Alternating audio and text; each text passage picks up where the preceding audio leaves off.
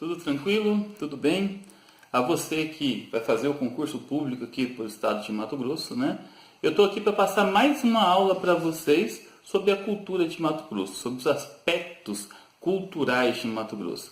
Dando sequência na nossa aula, né? A última aula que eu falei sobre cultura, eu coloquei os aspectos culinários. Agora a gente vai passar para a questão da música, né? Da musicalização, das danças. Espero que vocês curtam bastante. Então, vamos sempre estar lembrando, pessoal. Vamos estar sempre lembrando que a música ela tem relação também com o processo de colonização e também com o processo histórico, tá? Então, a partir de agora, vocês vão acompanhar nas imagens e também nos vídeos que foram retirados da internet para que vocês deem uma analisada. Bom, essa primeira imagem que vocês estão vendo é considerado um patrimônio cultural, né, de Mato Grosso e também do Brasil, né, é a viola de coxo. É um instrumento musical rudimentar, típico da bacia do Alto Paraguai, produzida por mestres artesãos, por violeiros, cururueiros, muito utilizados na dança do siriri, do cururu, não é verdade? Bom, nós temos também a dança do boi à serra, muito comum naquela região de Santo Antônio de Vejer, Livramento, Poconé, né? É uma alegoria sobre a valentia dos bois, normalmente apresentado junto com o siriri ou o cururu. É importante a gente analisar sempre, tá, que o siriri é uma dança, como vocês estão vendo na imagem, né? A dança sempre entre casais, entre homens e mulheres. O cururu é a música cantada, executada apenas por homens, tocado na viola de coxo, né? Acompanhado do ganzá e do mocho. O mocho é um instrumento de percussão que lembra bastante um banquinho da gente sentar em cima, né? Que a parte de cima do banco é de couro, né? O ganzá você toca dessa forma aqui, né? Uma talha de madeira comprida, bem riscada, né? E que vai fazendo um som de percussão, tá bom? Pessoal, vamos falar agora um pouquinho da cavalhada de Poconé. A cavalhada de Poconé, ela é uma festividade de origem portuguesa. Ela chegou em Mato Grosso no século XVIII, por volta de 1769, em comemoração à chegada de Luiz Pinto de Souza Coutinho, capitão-general e terceiro governador da capital de Mato Grosso, e foi se fixando no município pantaneiro de Poconé, próximo às imediações de Cuiabá. É uma manifestação comumente associada a famosos episódios da história e da literatura universal, como a Guerra de Troia e as Cruzadas. Cavalos e cavaleiros são ricamente ornamentados, né? E eles competem ao som do repique de uma caixa, estilo carrom, como nós conhecemos, instrumento de percussão. A cavalhada acontece todos os anos durante a festa de São Benedito, em junho. E além do embate entre os exércitos mouros e cristãos, a cavalhada tem ainda o baile dos cavaleiros, a festa da iluminação com um espetáculo pirotécnico. Muito bonito, né? Tem também ainda as danças dos mascarados, o siriri, o cururu. Enfim, é um grande show popular durante essa cavalhada de Poconé, né? Os cavalheiros e pajens, eles se vestem com adereços riquíssimos, posicionam-se com seus cavalos em um singular adorno, enfeitam-se de plumas, fitas, guizos, né? E ao som produzido pela caixa, que é o instrumento de percussão, né? Eles travam uma batalha entre eles. E essa batalha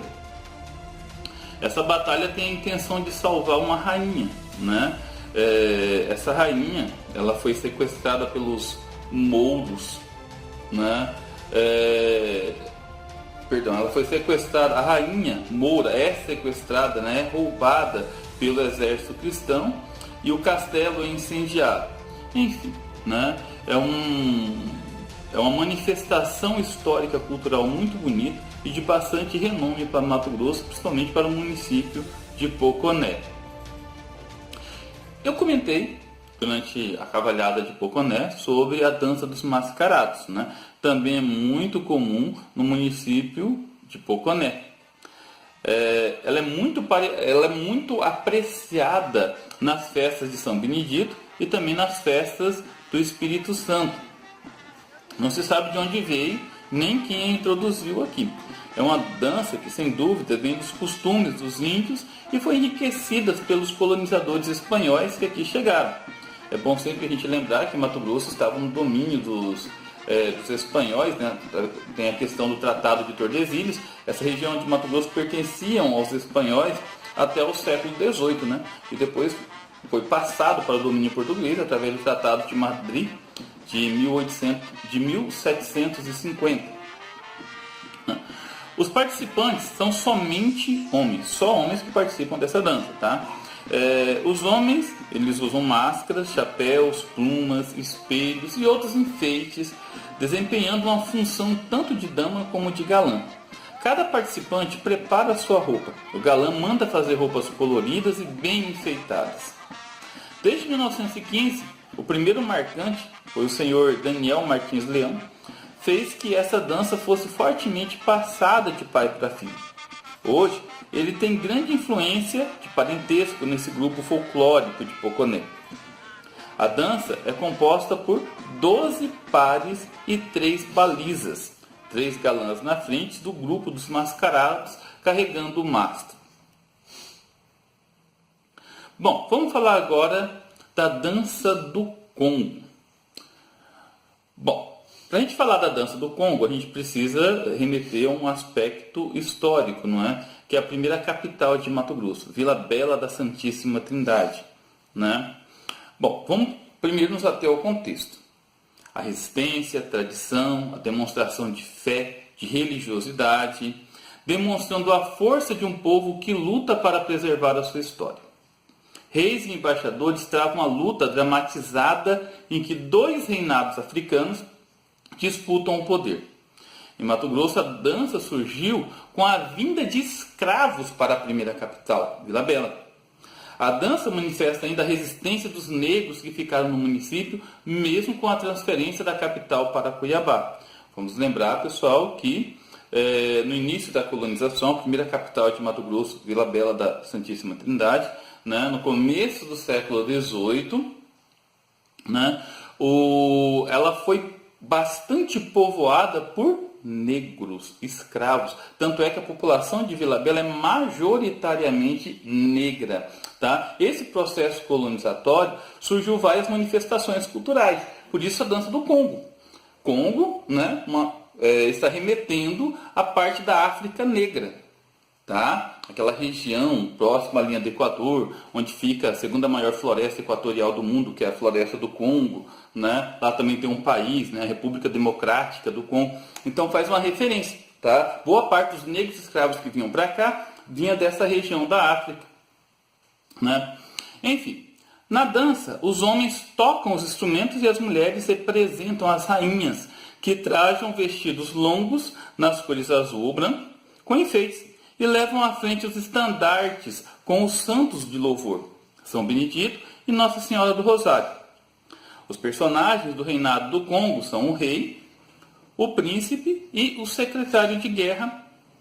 Do reino adversário aparecem o embaixador e os soldados. A nobreza usa mantos, coroas e bastões coloridos e ornamentados com flores e instrumentos. Essa dança ela é muito comum em Vila Bela da Santíssima Trindade, só ratificando, ok? Vamos falar agora de outra dança que também é muito comum nessa região, nessa cidade. Inclusive, tanto a dança do Congo como a dança do chorado, que é o que eu vou começar a apresentar para vocês agora, ela já caiu em vários concursos, já caiu em vestibulares típicos aqui de Mato Grosso, tá? A dança do chorado, né? Ainda hoje essa dança ela preserva a cultura dos vilabelenses. Originalmente foi o instrumento encontrado pelas negras escravas para persuadir os senhores a amenizarem os castigos dados a seus familiares. Então é uma dança que tem origem nos negros escravos. Tá? Uma dança que apenas as mulheres dançam. apenas as mulheres executam. Tá? Então ela tem todo um contexto, porque naquela época os negros eles eram muito açoitados, eles eram muito... eles recebiam muitos castigos, não é verdade? Então as mulheres faziam essa dança para pedir aos senhores que diminuíssem os castigos dos seus maridos, dos seus filhos, né? Enfim, um dos elementos dessa dança é o canjinjim. O que é o canjinjim, pessoal? É uma garrafa de aguardente, né? De cachaça, né? Misturado com mel e várias ervas aromáticas. Essa garrafa fica equilibrada na cabeça das dançarinas e elas dançam mostrando, né, toda a habilidade que tem no equilíbrio. O elemento dessa dança foi muito fortemente incorporado à cultura a partir da década de 1980. Pessoal, agora o símbolo de Mato Grosso, o rasqueado cuiabano. Tá? Esse é o principal símbolo de Mato Grosso e é a principal expressão musical de Mato Grosso, que é o rasqueado. Bom, o rasqueado ele teve origem nos fins do século XIX, com influência do período da Guerra do Paraguai, no final da Guerra do Paraguai. Para a gente entender um pouquinho mais, né, a Guerra do Paraguai, a região de Várzea Grande, né, ela era utilizada como uma espécie de colônia penal. Então todos os soldados paraguaios eles ficavam naquela região, né, a mando do general Couto Magalhães na época, né, e quando acabou a guerra, esses soldados permaneceram na região e houve uma necessidade de se integrar aos ribeirinhos mato-grossenses. Então o convívio entre os ribeirinhos mato-grossenses, né, e os paraguaios que aqui estavam foi gerando uma interação, uma espécie de simbiose prática, né, uma simbiose que integrava a viola de coxo e o violão paraguaio. Essa integração começou a tocar uma nova música, misturar o siriri mato-grossense com a polca paraguaia, surgindo assim o rasqueado cuiabano, né? Que é a principal fusão, tá? Dessas duas músicas. No começo, o rasqueado cuiabano, também conhecido como pré-rasqueado, recebeu vários nomes, né? Por exemplo, o chinfrim ou chinfrim, né? Baile de quiçaça, ribuceitus, liso, crespo e assim por diante. São vários nomes, né? Que eram muito usados nas festas juninas, no carnaval de Mato Grosso ou em qualquer festa de exaltação dos ribeirinhos, principalmente as festas de exaltação de santos, muito comum na nossa região, tá? Pessoal, para finalizar, eu vou deixar para vocês aqui no final, né, a música que hoje é considerada o símbolo de Mato Grosso e mostra um pouquinho de toda a nossa cultura, ok? Espero que vocês tenham apreciado a minha aula. Fiquem com Deus e até a próxima.